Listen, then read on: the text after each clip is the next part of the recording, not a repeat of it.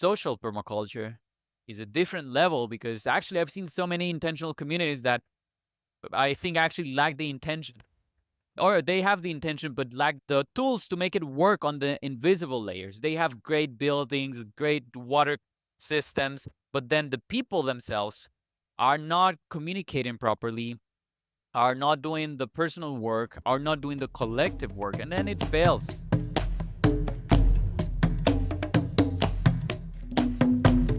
Hello and welcome back to the Regeneration Nation Costa Rica. I have the pleasure today to sit here with Santiago Moringa of Molinos Verdes de Moringa. Santiago is a Costa Rican for more than 12 years. He's been working with permaculture as a designer, and he's become a leader in the fields of social permaculture, education, and technology. As a co-founder of the Red de Huertos Urbanos in Costa Rica, he's made a huge difference to many people's lives. Santi is also a scriptwriter and host of a television program called Germinados Ideas de Permacultura, which has allowed him to share his knowledge internationally through projects in Cuba, Mexico, Colombia, Spain, Nicaragua, and the United States, as well as Costa Rica.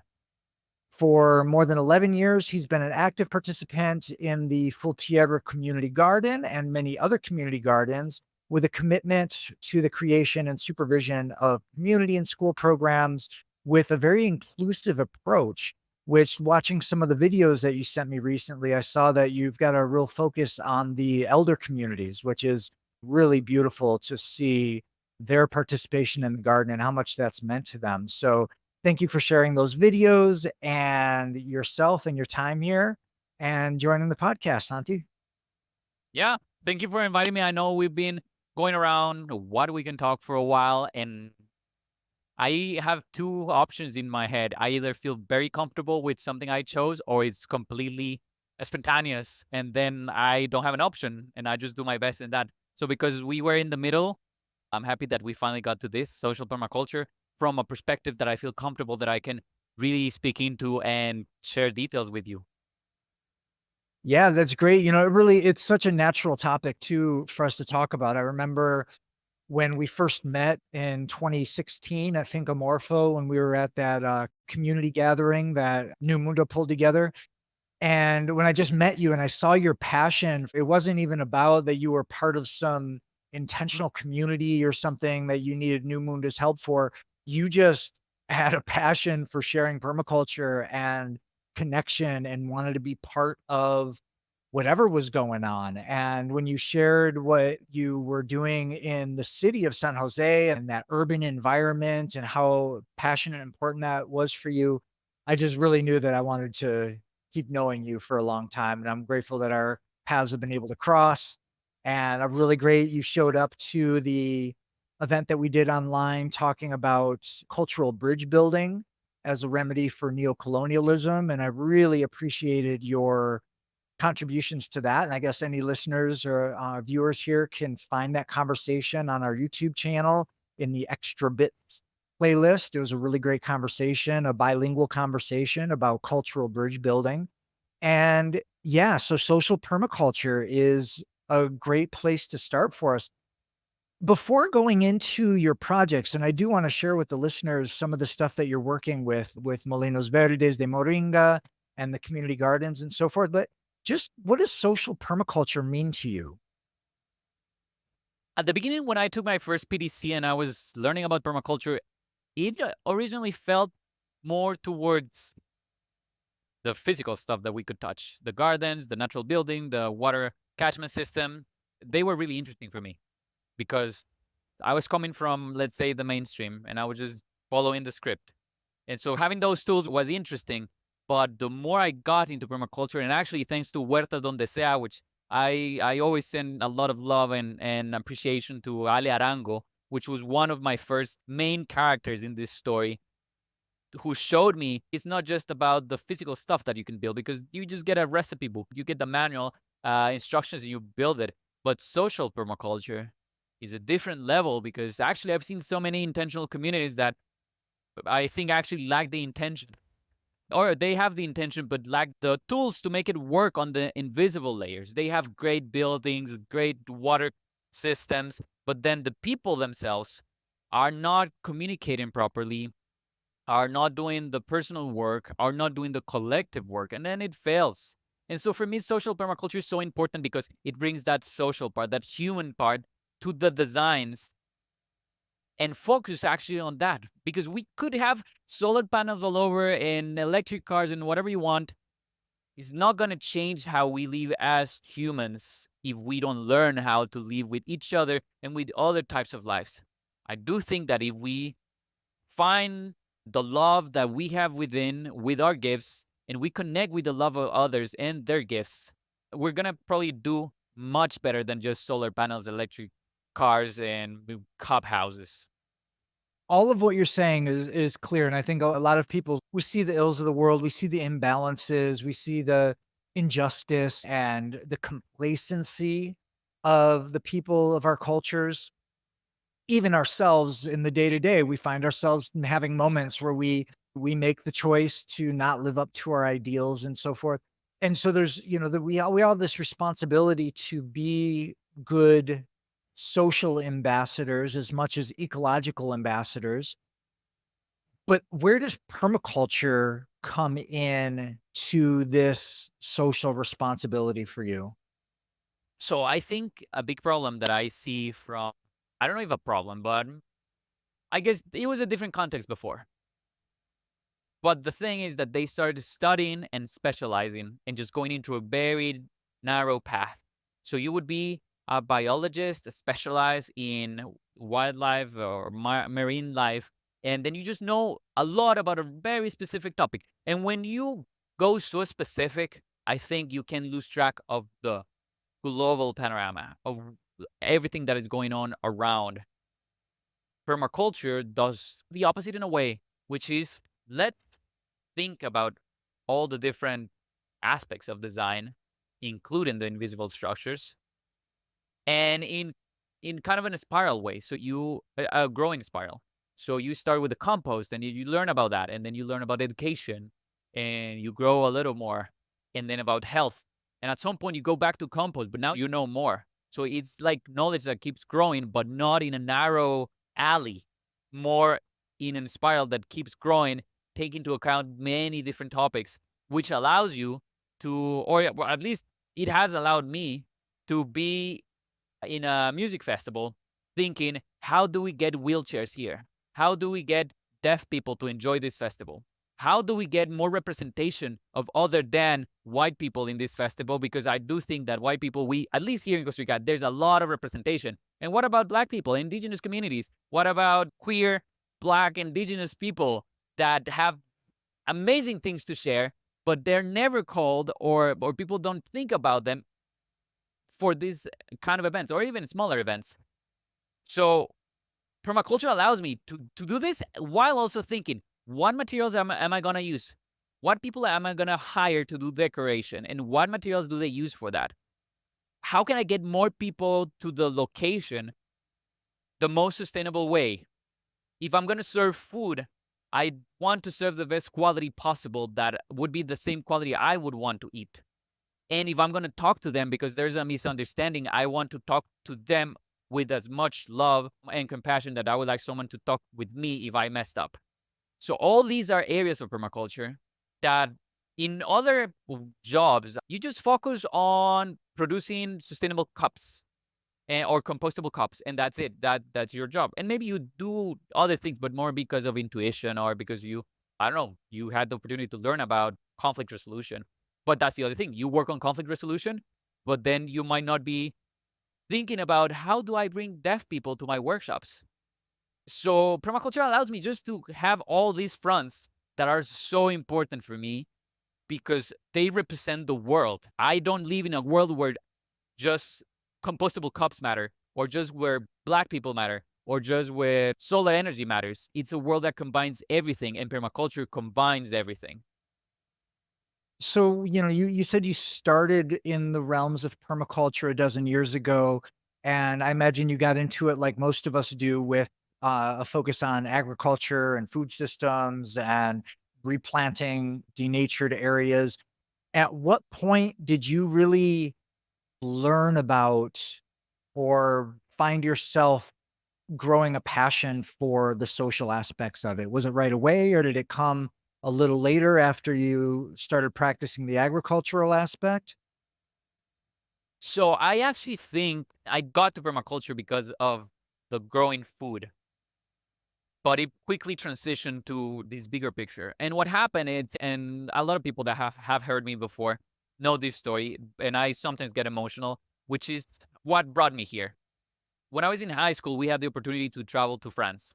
And it was a trip that we had been talking for many years. And so some of my French friends would talk about this thing called foie gras. And I wouldn't know what it was, but it seemed to be something really important to try if I would go to France. And they would say it was amazing. So when I finally got to France, I was always like, when am I gonna try foie gras? Who's gonna give me some? I knew it was expensive food, so I was looking forward to it. After 2 or 3 weeks with my exchange family, they finally did a dinner with a lot of different foie gras. And I'm like, great. This is like 50% of the reasons I came here to try this damn foie gras. So let's do it. And I went to the table. I'm super excited. I start taking the bread and spread, and I like to mix everything. So I just put all the types of foie gras, all the types of cheese, everything in the same piece of bread. And I go and I bite it, and it tasted so bad, but so bad. And I was like, really, I was so disappointed. So I put it down, or I finished, I don't remember. And then I'm like, maybe this is one of those ingredients that you don't want to mix with others. So let's just try one regular piece of bread with just one type of foie gras. It also tastes bad. So then I went to the pink one, to the yellow one, the black one, the gray one, the white one, all of them, and they all tasted so bad with cheese, without cheese, just a spoonful of foie gras. And no, it was even worse. And I was so disappointed because that was like a big reason at that time in high school that I was so excited to go, that people had talked so much and had created so much expectation. And it sucked. So then some years later, I'm in university and I'm thinking, I wonder what foie gras is made of. And at this point, I'm a DIYer, so I'm always looking for tutorials, how to, whatever.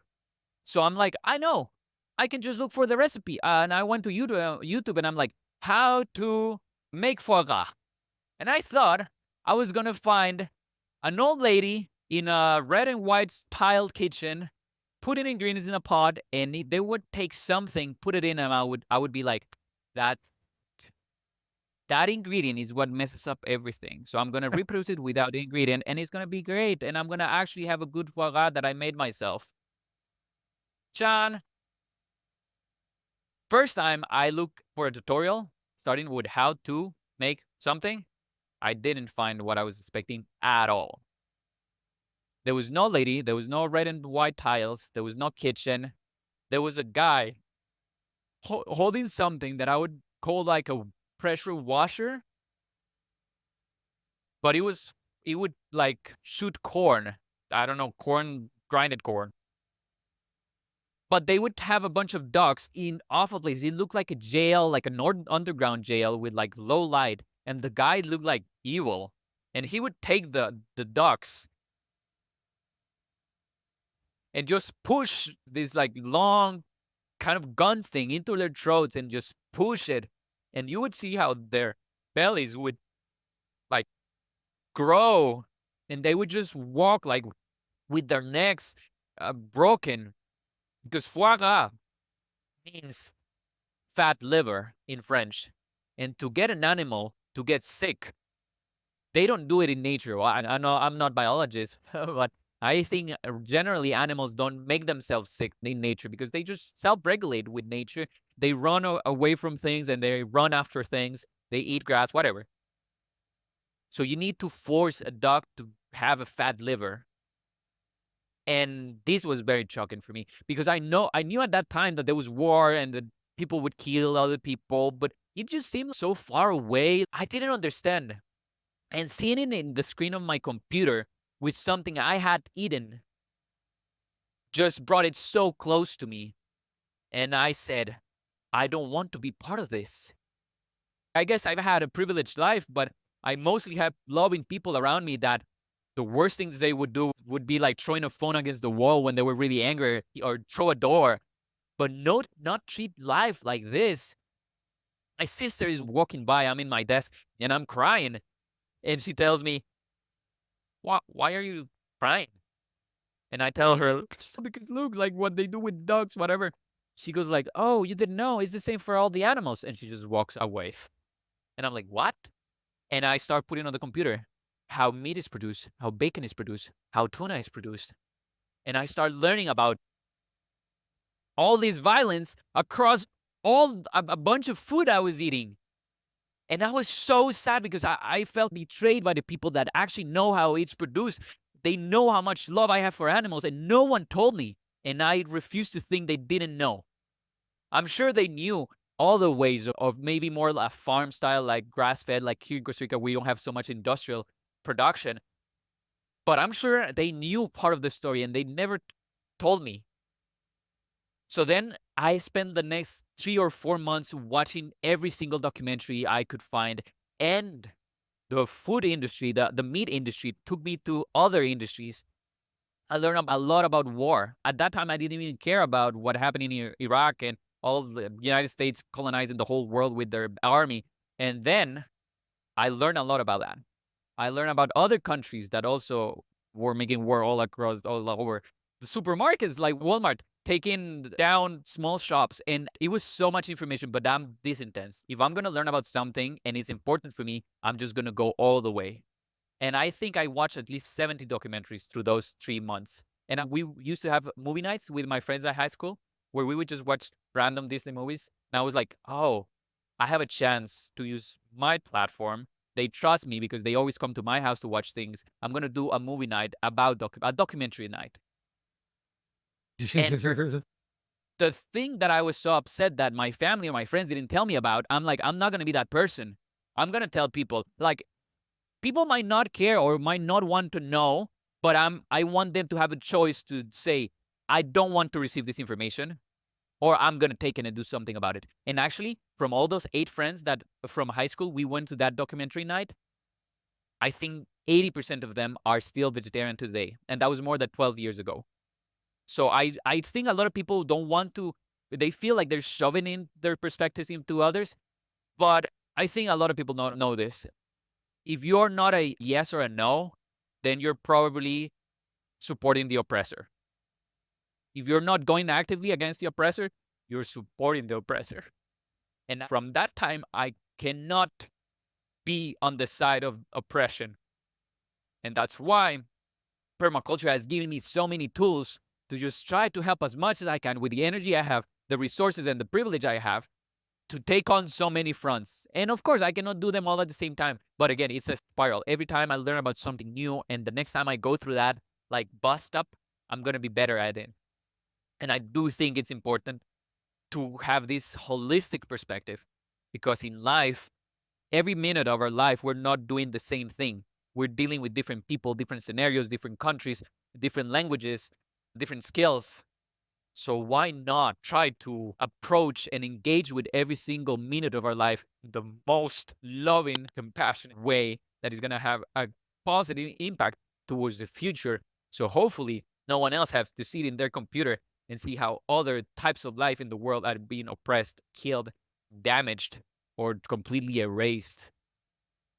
And so social permaculture can be really interesting in a classroom and in other layouts, but for me, it's just my everyday life. Whoever's listening to this, I don't want you to get overwhelmed or to feel like I'm just putting a burden on you because now you have to be like me. No, we all have different skills, and I do suck at some of them. So I need you, your other skills, your other levels of intensity or passivity to complement the work that I do because we're just like a team. And in a team, if you're talking about soccer, not everyone is in the front and not everyone's catching the goals. So we need everyone. And there's different levels, different skills, different locations. And I'm happy about that. What I'm describing is the mission, the purpose that I have. And I feel it so deep within me. It's exciting. So whoever's listening to this, just keep doing what is exciting for you. And that's part of being in this team. Wow, what a powerful story. Yeah, we come from some interesting similarities. Learning about the atrocities of the standard food system is also what brought me into this epic journey I've been in through life. For me, I was sick at a young age, and so I started seeking out shiny elder people. Like, "How do you get shiny and be old?" And then they started teaching me things. I said, "What? They've been lying to me this whole time." And yeah, I did the same thing, binged on a bunch of documentaries, just so much about the world and wow. So yeah, we could keep going into that. But what's more important is how you and I and others like us have gone through the revelation period and the self-education period and the preaching period, which has its limits, right? And then Yeah, we yeah, just yeah, become magnets for the people who really actually wanna know, right? So yeah. that's what you're doing now. You're presenting yourself in a holistic way to a very wide population, and you're not just attracting young rebel youth that are trying to rebel against the system, you are bringing your passion for holistic living and holistic relating to many different socioeconomic groups or people of these different backgrounds. And one of them is the older population of people that I saw working in your community gardens. And before we go into that, I'm curious how you got into attracting that particular type of people into that program. And just are there any other kind of particular niches or subsets of the population around San Jose that you're developing programs for as well? So maybe I'm gonna slightly sidetrack and go back a little because I remember the last question, and I'm just gonna use that as a transition, which is Sure. after watching all these documentaries, I started looking for how to grow my own food, and found this Huertas Donde Sea workshop in Barrio Escalante, in Rolf's house. Rolf is one of the original founders of the Feria Verde, and that's when I went to the first classroom in quotes that was not everyone the same kind of age or the same generation. There was people from like 2 years old, well, I mean like babies 2 years old, to others maybe in their 70s or even maybe even their 80s.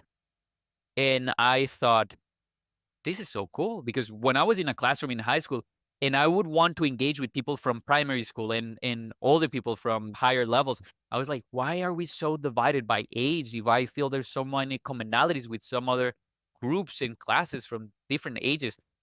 So being there and listening to all those perspectives was like, I think this makes sense for me. So later on, at that time, I was so intense that when I started teaching workshops, I would do a workshop for people older than 50, maybe, and that would be too much because I was going so fast and throwing so many terms and moving around the stage that I could see how in certain spaces like the university, some would even fall or not really understand what I was talking about. So for some time, I didn't direct my energy to them because I could see, and many times I'm like that. I have a strong need for efficiency. So if it's not working somewhere, I'm just going to go elsewhere. I'm not going to force myself to make it work. So I started doing more teenagers and university people that were more like what you say, like rebels going against the systems and stuff. But also, I thought I would find in them coherence because they were going against the system. But then, like at that time, I would think, why are you coming with a Coca Cola to my workshop if you go against the system? Or how come you drove your car if you just live 2 blocks from here? If you Right. go against the system, I would have all this like confusion. And with time, I've learned that I also have a lot of things that make no sense. I drive a diesel truck, which weighs probably 4 or 5 tons for a body that weighs 50 kilos. It's things that I work on. It's not things that I don't care about, but for sure, there's part of me that prioritize conveniency over sustainability, let's say, in my mind, because I'm going to get better results faster. I don't know, actually. I'm still debating if faster is what we need, but anyway. So in that transition, I moved work first university people, but then they were sometimes not as engaged as I wanted, or they would have so many filters already on how life should be and how they should behave that I moved to kindergartens. Because with kindergartens, I could just roll on the floor and just tell random stories and they would follow me, which was great. I felt like Kindergartens are my tribe. I actually define myself as a kid trapped in a patriarchal and capitalist world. But I'm cool. There's things I enjoy, and it's a challenge, but I like it. And mainly, I like to be a kid and play all the time. So kindergartens are my tribe. So I started working with them, and it was great. I had tons of fun with them, and the teachers were very into the activities. Then the last thing happened was during COVID. Then I stopped working with schools, and I think I learned to slow down a little. And by slowing down, now I come back and I'm working with elders, and I feel we vibe. It's cool because they don't have super high expectations of like content that I have to go through. So sometimes I would have the idea of the content I want to go through, but they want just to talk and have a good time. So we plan stuff, we prune some other things, and we might not go through the content, but it for them is not, oh, I'm losing on skills that I could get a job from. And also they're very caring. I think they learn that we don't need to go so fast and that they can enjoy the moment more. And so by letting me feel that they're enjoying what I have to bring instead of the script, because I planned the script maybe a week before, but that day, maybe it's raining. Maybe people are low energy or high energy. And I'm really good at feeling that. And sometimes I would feel trapped to the script because I needed to fulfill the objectives. But now with these groups, we're still fulfilling the objectives, not so much in content, but in results. Like we created a garden in Tibas, in La Florida, Tibas, and also in Corridabar. I was teaching nonviolent communication at the beginning. They were like, why? If we're talking about gardens. But at the end, they were like, I'm so happy I came. I was so angry with my daughter this morning, and I feel I can totally approach the situation in a completely different. It just makes me emotional because I think it's so powerful to have a platform, to have the opportunity to impact people in such a positive way that they're going to go back to their houses and just treat their daughter or their husband or their whatever, their neighbor in a loving way. It's like, wow, it's so exciting for me to be here. And that's why I tell people like if you have a skill and you have something that is on inside you and you think you could bring good things to people, trust that gut feeling and do it because 12 years ago, I was afraid to not get an office job. Today, I'm so proud I did it. And many times I'm in uncertainty. I don't know what's going to happen. But for example, right now, I landed in a great community here in San Jose de la Montaña, Heredia, that has been taking so much care of me. And I've been able to teach to them. And I feel so free to do the things I like the way I like them in the time I want to do them. And they're so receptive and so grateful. And because I feel so hold it and cared for, I have so much extra energy. And I think maybe that's why it didn't work for the interview before, like some months ago, because before I was feeling drained and it was difficult for me to learn stuff. But now I feel I'm such in a good environment that this extra energy overflows to do good things. And I don't even care about payment. And that's the thing. I do get paid for some things, other things I don't. I think I go like 60 or 80% of my life since 2008 volunteering because I've never worked 5 days a week, like 9 to 5 or something like that. It just, I have ADHD and I'm on the autism spectrum. I'm not able to sit in a chair for 7 hours straight every single day doing the same thing. I think if there's also neurodivergent people listening to this and you think you were born with a defect or a problem, you're not. You have a gift. And the problem here is the system that forces us into a chair and a desk and a screen and like industrial production of like mass stuff all over. I trusted that it would work and it's just so difficult for me to go against my gut feeling and my passion. And it has worked. And being said that, for the people that are just listening, I'm a white man from middle class that has had a present family and has had education. So if you haven't had that, or you know people that haven't had that, or have had a lot less, please don't think you have to do the same thing. Actually, and the people that are listening that actually have more than that, we are the ones that need to help people that didn't grow up with such good environment, context, opportunities to have something much better. And that's why I do this because I'm like, I have so much fun and I felt so much love that it feels unfair that there's people that don't have something similar in their own ways. And I want to work every single day to make that even better than what I got. And not just for people, but also animals and plants in every kind of life that we have around that we know and even the one that we don't know. I don't know if actually I answered the question. Oh yeah, I do think I answered the question. That's okay, All that's right. okay. You're trying to bring it back to where you originally heard of social permaculture, and you're talking about going to Rolf's house and hearing about things. I'm curious, do you remember anything in particular that he was really talking about at that meeting that sparked you?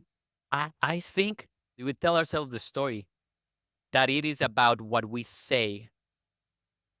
And so that's why in the activism stage, I'm not gonna call it stage because I still think I'm an activist. But when we're like showing our perspectives into others, we think that it's about what we say that might change people. And I do think it changes some. In Ayurvedic medicine, there's 3 stages of consciousness: tamasic, rajasic, and sattvic. I think that's how you translate it. And tamasic people, well, tamasic state, it's like stagnant. And if you have a cas juice or like tamarindo juice and it's stagnant because it's been sitting there for 2 days, you have to mix it up. And so trying to shove perspectives into people mixes up that juice, that tamarind juice. And so it makes them maybe reflect. It might make them uncomfortable, but as long as you're not violent, I do think that discomfort can get them to move to whatever might work for them. Not necessarily what you wanted, but something that works for them. So we tell ourselves the story that it's about what we say, and I think is much more about what we are and what we do. Because Rolf, I didn't have a lot of conversation with him, but his presence and his energy, and for people that loved Rolf, he's not with us anymore, at least not as you see us in the screens. He was so loving, and I think that's a big part why he was founder of the Feria Verde, because he had something similar to me, his own flame that said, I want people to live better, and I'm gonna do my best with my skills to do that. And so it's not about what he said.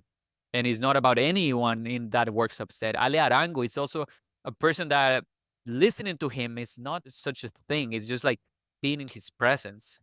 And for people that know Ale, I'm sure they could identify with me. It's about being with him. And the people that have been talking with Ale virtually are going to completely understand that virtual Ale is completely different from being in front of Ale. So, yeah, I think that that would be my answer. It's not about what Rolf said, it's about who he was. Yeah, I love that. I love that. And I even feel that in talking with you. It's not so much about the words, it's about what it ignites. And I really can feel and envision people listening to this interview feeling your passion coming through the audio and maybe the video if they're checking out the video. But what good is any of this conversation if it's not going to ignite and stimulate change, progressive action, and love in the lives of the people hearing it? Otherwise, we're just like, why bother, right?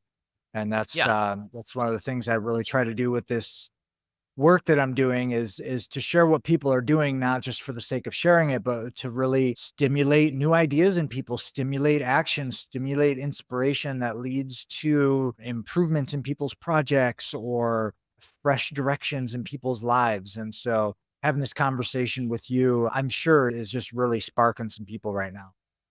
yeah. And that actually reminds me, I've been a content creator since 2010.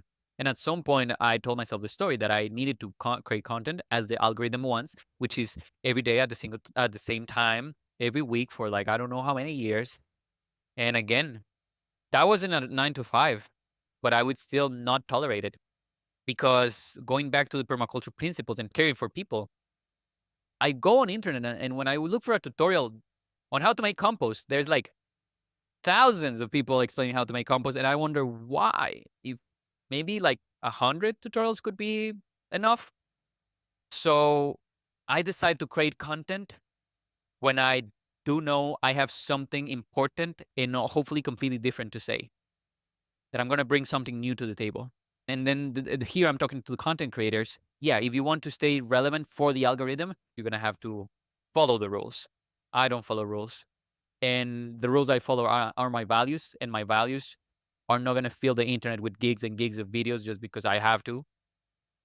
My values are going to bring myself to the conversation when I think I can bring something different that is valuable and needed at that time. And so sometimes I post a video every 3 months. And of course, the algorithm hates me, but I don't care because the people that No. want to listen are going to find me wherever it's on Instagram and Facebook or on real life. And I'm okay with that. I do think I reach enough people. And being that said, I do think that reaching a bunch of people, if you have a strong message, it's also good. And if you have that platform, ask yourself, could I be serving and representing more groups through my platform? Because I heard someone said the right of expression, that people are like, I have a right of expression. And it's like, yeah, you have, but not everyone has the same mic or the same stage. So when someone really powerful says what they think is not the same as when someone no one knows says what they think.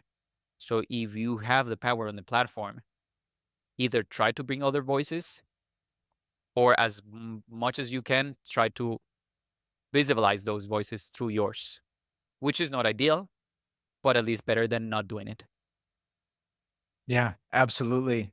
And that was with this podcast. I'm with you. I had an ambition when I started that I was going to try to provide weekly podcasts. And I just quickly realized like that's just not Yeah. reasonable. It's just not, I got so much other going on in my life. I'm helping people get their businesses started and I'm helping people in my community and I'm just doing so many different things that like providing weekly podcasts isn't my focus. However, I'm really excited about every single episode that I produce. I really make sure that I'm bringing in quality guests and talking about things that not everybody's talking about. Like you said, we don't need another podcast talking about compost piles, although I've had that interview also, and it is important for people to like, if I woke somebody up with that interview and Yeah. they made a cool compost pile, great. But this is a unique topic, and it's one that for me, my first introduction to social permaculture was through Starhawk. And she wrote a book called The Fifth Sacred Thing, which influenced me many years ago. And as I still have images of it in my head all the time. I love that book. So Starhawk is a strong advocate for social permaculture. She's one of the leaders in the movement. And last year or two ago, I think I took an online course with her to learn more about what is social permaculture. And since that is the topic of our conversation here, I just wanted to maybe bring in her. There's the initial permaculture principles that Bill Mollison and David Holmgren brought, and they are popularly known, but the social permaculture principles are ones that are a little bit different because, as you were saying, permaculture in general is known as a design principle.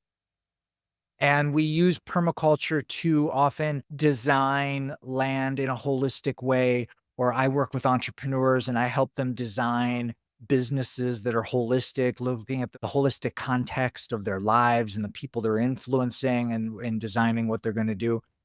Social permaculture, as I was talking with our friend, I'm sure you know Travis, we were talking and we're going to do a series of webcasts on this at some point with different people. But it occurred to me that with social permaculture, it's hard to assume that we're going to design anything because to design something to execute in the realm of people, it's cool to execute plants or animals or something you can move with a shovel, but to like design and execute the change of people, that's the long game. And you can't be too presumptuous about the efforts or the results you're going to get.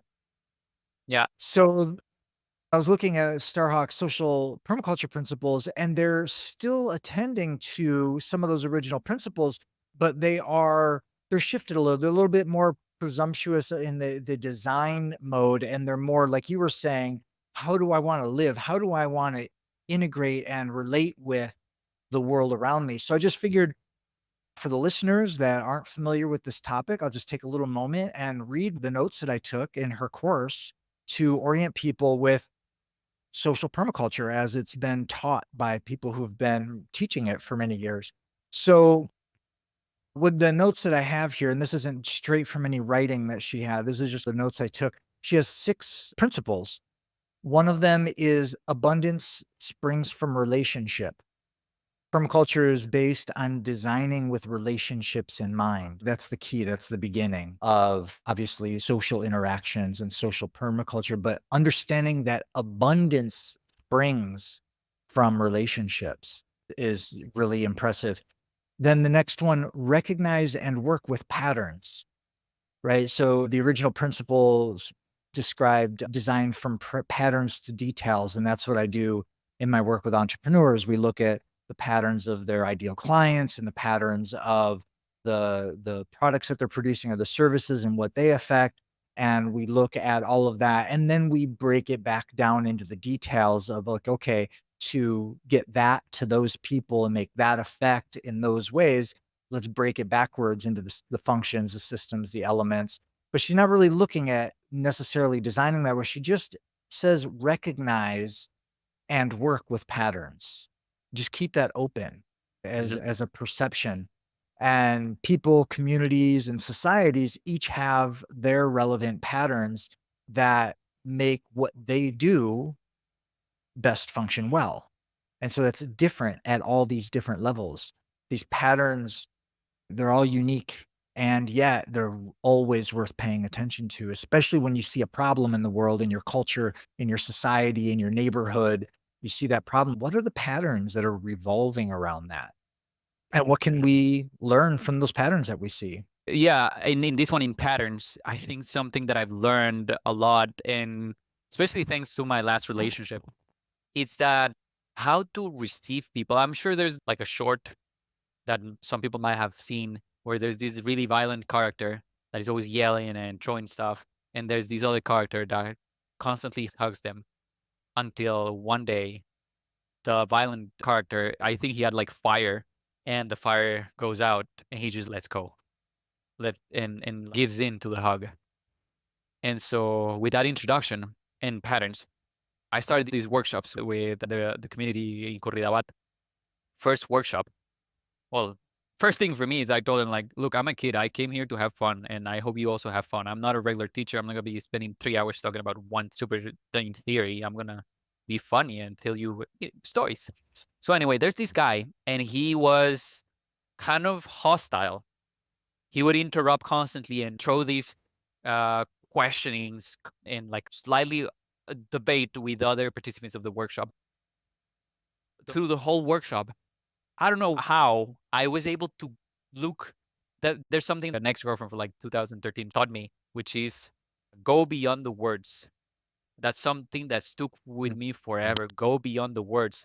And at that time, I was able to go beyond his words and see that he was angry about stuff and he cared about the same stuff I cared.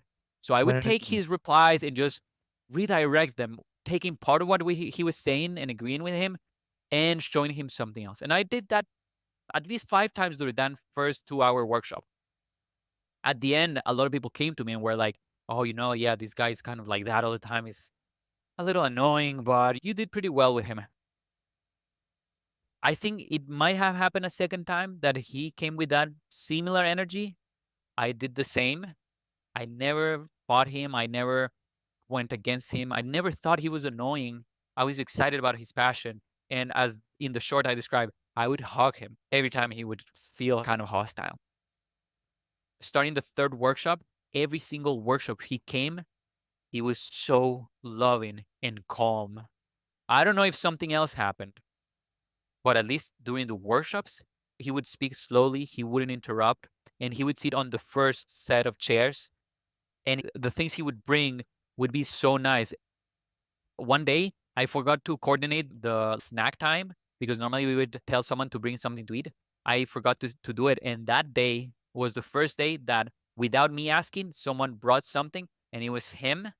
And he brought a variation of his famous recipe, which is picadillo de plátano verde, but he was making it. And he told me, I was doing this and I normally make it with meat, but I thought, oh no, Santi doesn't eat meat.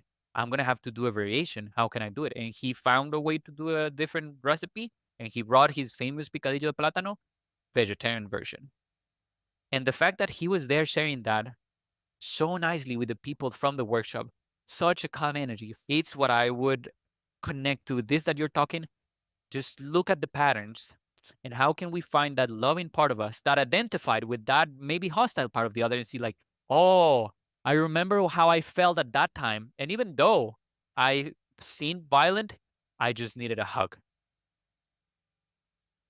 And I think that's a super important pattern that I've learned in my last relationship. And sometimes you're the one that needs a hug, and sometimes someone else needs a hug. But the point is that there's always someone nice, from my perspective, there's always someone nice behind that person that might look different, that might look hostile or violent. And I want to meet that person because that person is going to be part of the team. Yeah. That's another one of her principles. She says, feed what you want to grow. Aha. Mm. Yeah. Yeah. It's more potent than killing what you don't want. Um, Going through a fourth principle here is value diversity, which we both embrace quite a bit. But one of the interesting points she made here, well, first, that multiple intelligence and perspectives bring solutions that no one alone could do. And for me, that's brought out a real passion in creating mastermind programs, group programs, cohorts. When I have an event, we have a follow up cohort. For me, it's really rich to find group conversations where the group mind that forms is greater than the sum of the parts, and the solutions that come from that, and that's in the consensus process too, is really based around that, is having these solutions that no one person could bring up alone, and how interdependence breeds resilience. But one of the points she makes here is diversity of functional interactions and not just diversity for diversity's sake. And that's something that I think a lot of the modern culture has gotten pressured into this diversity mindset, but they don't really embody it as a nourishing importance. They're doing diversity for diversity's sake. And I think that's actually uh, something I see in a lot of the anti-racism movement and the woke culture, people that are just they don't know what to do, so they're just diversity flag, just diversity everything and chant down anything that's not overtly diverse. And I think that while diversity is clearly important, the function of diversity is where the heart of it is. And that's something that if we overlook that for the superficial look of it, then we kind of still missing the point. That was a big takeaway I had with her. And yeah, it makes total sense. Like in a meal, would you put like a mango with beans and mayonnaise and ice cream and I don't know and pasta just because someone told you your meal should be diverse? No. You want some cereal, some carbs, you want some protein. You might want to add some lemon so the vitamin C helps you absorb the iron. Each part of your plate should have a function or else you're gonna have belly pain. And then the other thing is if you just force yourself to bring diversity, you might fall into tokenizing. And for people that don't know this term, tokenizing is when you use diversity to show that you are inclusive. And that's where you see like a website of a university and there's like the one black person in the university in the first page, and that's tokenizing and that's super violent and it's not being inclusive. It's just pretending to be. So really connect with the struggles of other communities, be part of them just as a listener to be able to bring that diversity with them and through them, and not what you think it should be or how do you think it should look or sound like. Because me as a white guy, I don't know what's the most important thing that indigenous people can say, and I don't want to guess it. So I'll better find and listen to for long enough that I can connect with the reasons and be like, like let's communicate this. I have a platform. Let's bring you. I want people to know this. Uh, Going through the list here, another one that's super powerful to just really embrace, especially in our times of feeling helpless or weak, but creativity is an unlimited resource.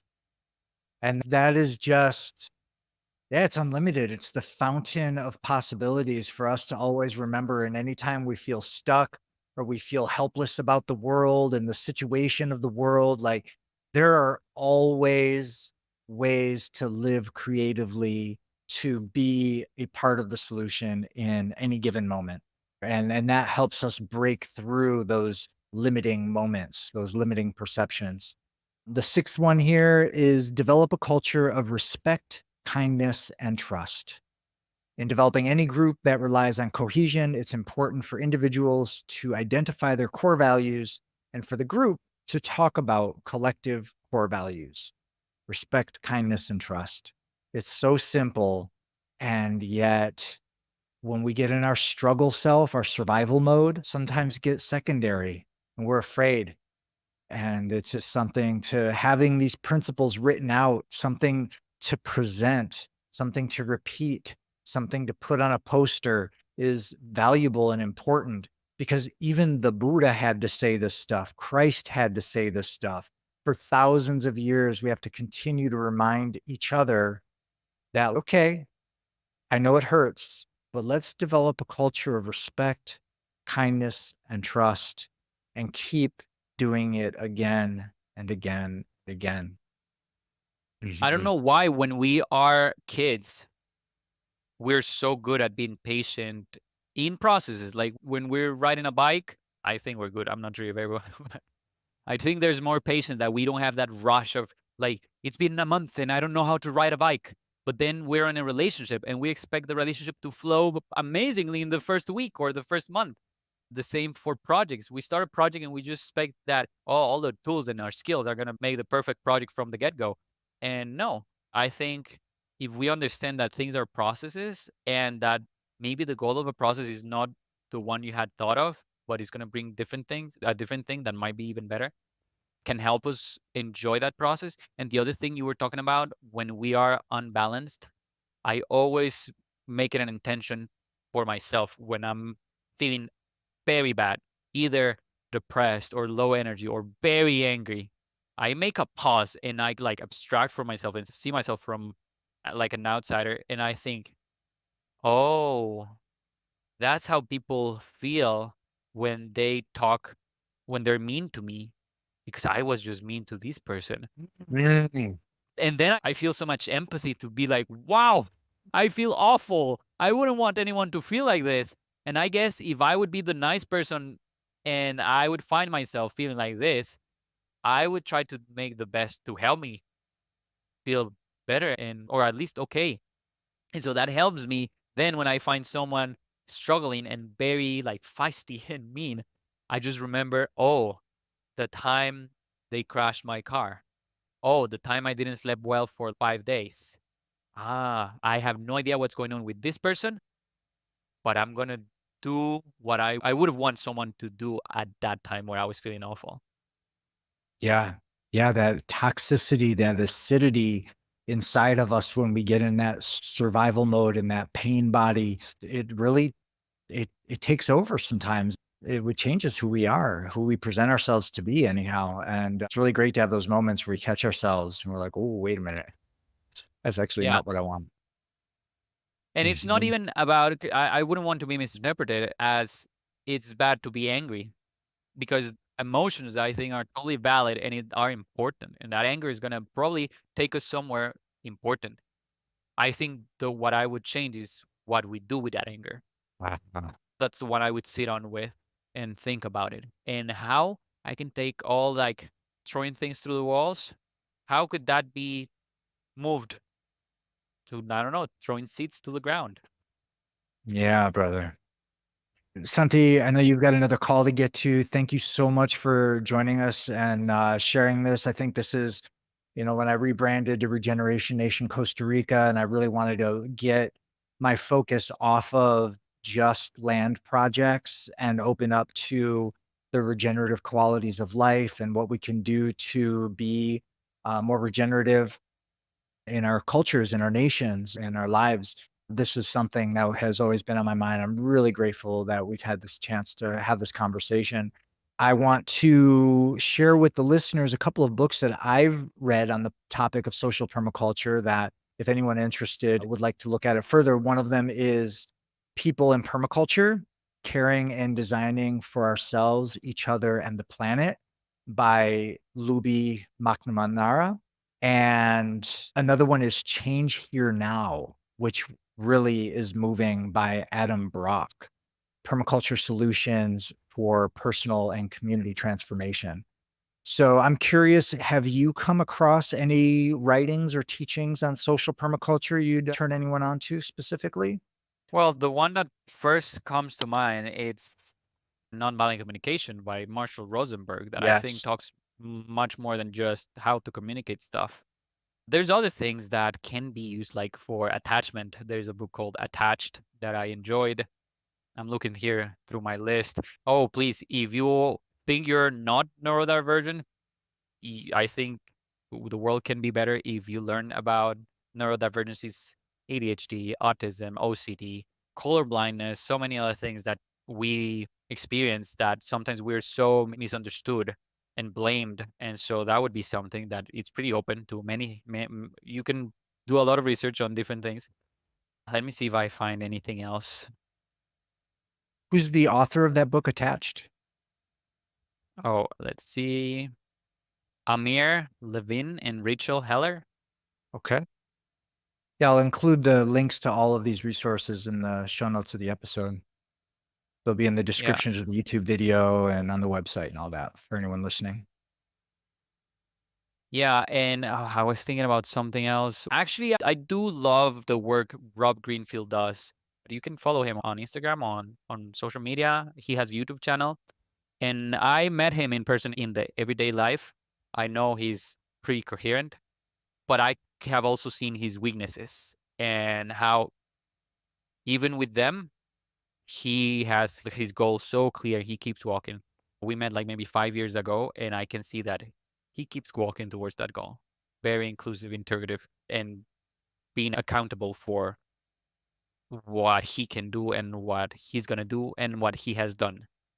I guess another channel I like sometimes it's Jubilee on YouTube, and Jubilee this does this thing called Middle Ground. It brings people from supposedly two different sides of a conversation, and through the conversation, many times you're like, "Oh wow, I didn't think they would have so much in common," and that's when that thing that you're different from the other starts blurring out, and you understand that we actually want everyone to be good, nice, loving, compassionate people, and we're just looking from different perspectives. The closer we get to blurring that into we just want to be loved, I think the less fights we're gonna have and the more like constructive conversations we'll get into. So for now, I'll stay with the ones I mentioned. If I remember something else that I think would be important, I guess we can add it to the show notes. Sounds good. And before we go, we didn't talk much about the community garden except for refer to it, but you shared with me several videos that you have on YouTube, and I'll include all of those in the show notes. So anyone who's interested in the community garden work that you're doing, and you did a really brilliant interview with a young woman about and describing how you see permaculture, and there was some really unique takes on that that I'd like to also share with people. And yeah, for anyone who wants to follow your work, there's going to be several links. But what's the most direct ways that you would like to drive people to what you're doing and to be in touch with you? I think I'm gonna answer this question a little different. The best way that people can connect to my work is finding in your community who needs support and supporting them. I mean, I'm happy to meet people as I walk through life. I'm going to challenge you to not take the easy way and just send me an email or follow me on Instagram. I'm going to actually challenge you to find that main character that no one knows in your community that is doing great work and join that person. And that for me is going to be way bigger than a follower. All right, Santiago, it is a pleasure to be in community with you, my friend. Thank you for taking this time. And before we sign off, I don't know, it sounds like that was a great last word to anyone, but do you have anything else you'd like to say? Yeah. If anything I mentioned during this podcast or the video felt uncomfortable for you, I'm sorry. And whatever doesn't feel was for you, just let it go. I don't have the absolute truth. Just take this as a story, as if you were reading a book that is just fantasy. I live in fantasy and I want you to live your fantasy, hopefully in the most loving way. But don't take anything I said as the objective of your life. Just find your own flame and do what you think you need to do. With that, we'll sign off.